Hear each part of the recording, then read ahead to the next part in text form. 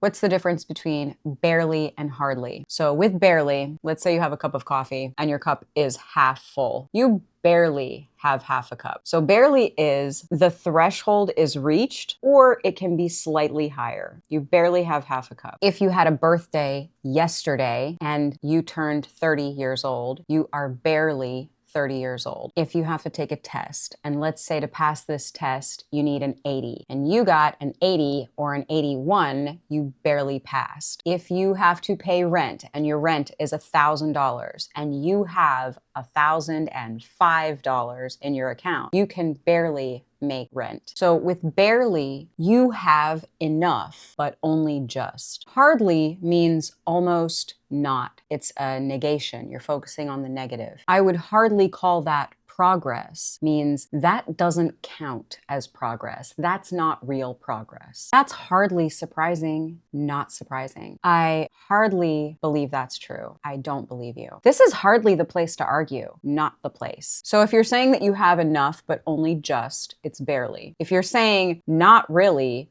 it's hardly. You will see overlap in certain situations. So there's certain types of things where you can use either barely or hardly. Like, I barely slept last night. I hardly slept last night. I didn't sleep well. I barely know him. I hardly know him. I don't know him very well.